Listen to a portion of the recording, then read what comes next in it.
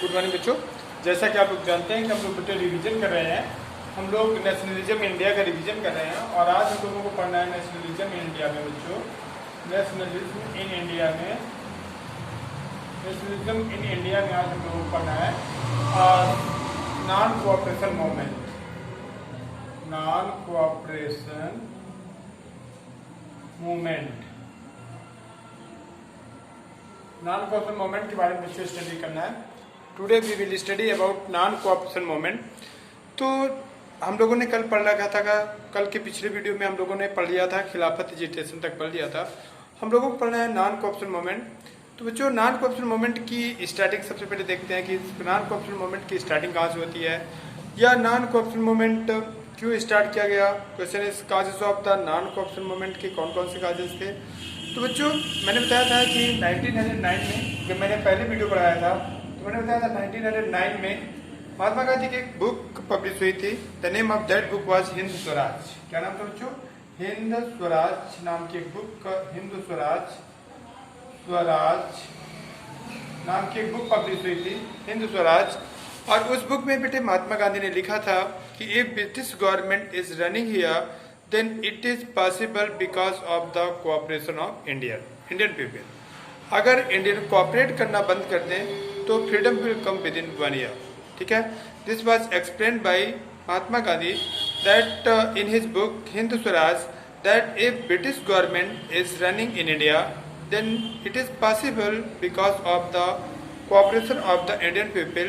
if Indian people stop to cooperate then it will sure that Swaraj will come with in 1 year।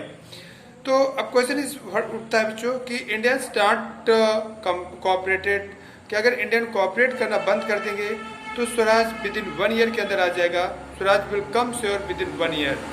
तो इसके लेकर के बच्चों फिर क्वेश्चन आता है कि what are the main causes of the non cooperation movement, the reason of the reasons of non cooperation movement बच्चों। Reason of non cooperation movement,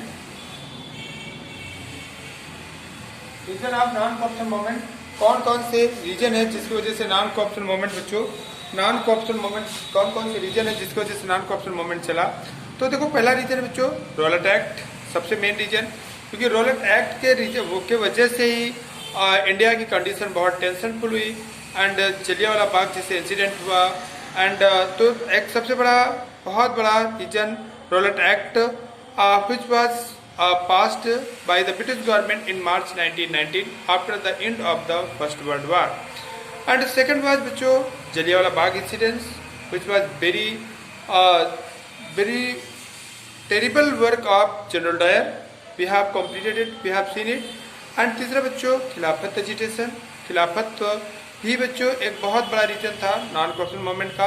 and खिलाफत मूवमेंट एक बहुत बड़ा रीजन था मुस्लिम कम्युनिटी का नॉन कोऑपरेशन मूवमेंट को support करना या नॉन कोऑपरेशन मूवमेंट को हेल्प करना, एक वेरी इंपॉर्टेंट रीजन था। दैट वाज द खिलाफत agitation and need for the attainment of Swaraj. ये तो एक कंपल्सरी चल रहा था, need for the attainment of the Swaraj, यानी स्वराज गेन करना।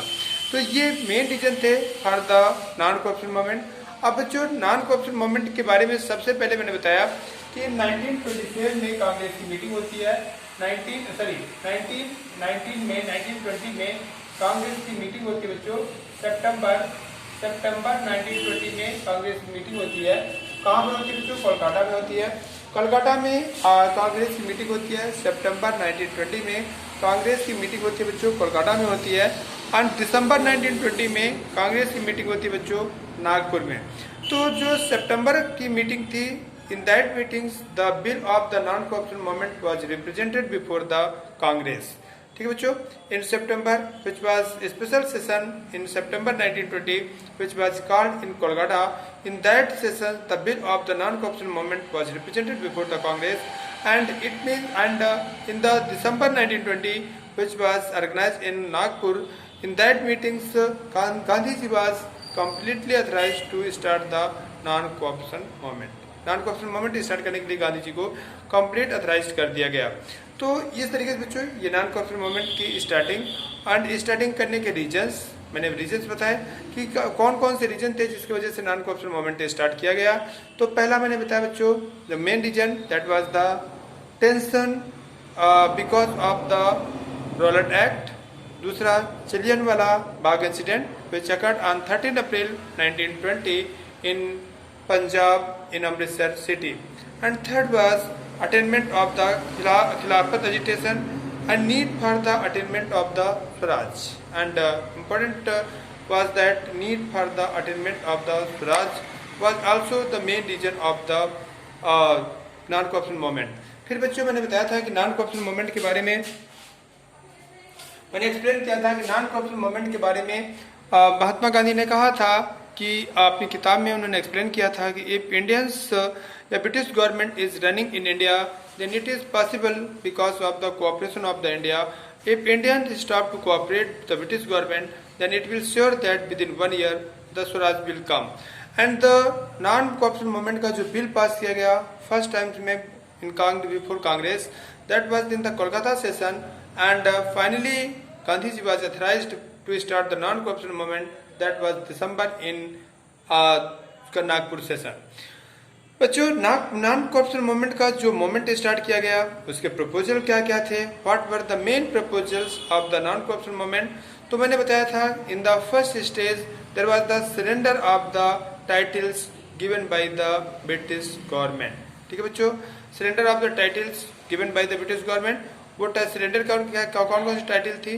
We first study what were the main, मतलब कौन कौन सी मेन टाइटल थी, कौन कौन से मेन टारगेट थे। तो जैसे गांधी जी को बच्चों केसर हिंद का अवार्ड दिया गया था। तो बेसिकली बहुत ज़्यादा टाइटल्स जो थी वो ब्रिटिश जलियांवाला बाग इंसिडेंट के बाद ब्रिटिश गवर्नमेंट को रिटर्न बैक कर दी गई थी। जैसे रविन्द्रनाथ टैगोर ने सर का अवार्ड, जमनालाल बजाज ने राय बहादुर की टाइटल, ये सब रिटर्न बैक कर दी गई थी। लेकिन महात्मा गांधी ने अब जो केसर हिंद का अवार्ड था उसको नॉन कोऑपरेशन मूवमेंट के स्टार्टिंग में पहले फेज में ये कहा कि जो टाइटल्स ब्रिटिश गवर्नमेंट के थ्रू प्रोवाइड की गई हैं, the titles which are provided by the British government should be return back. तो उसमें सबसे पहले महात्मा गांधी ने केसर हिंद का अवार्ड वापस किया। इसके बाद बच्चों the second stage there was the boycott of the foreign materials. Boycott of the पहला मोमेंट था कि पहला stage of the non cooperation movement था कि surrender of the different titles provided by the British government should be return back. And second was बच्चों कि by the second phase other was boycott of the foreign materials and services, British government की services, civil services, police, courts, schools and foreign goods. These were the boycott of these things. This was the second stage of the non-cooperation movement.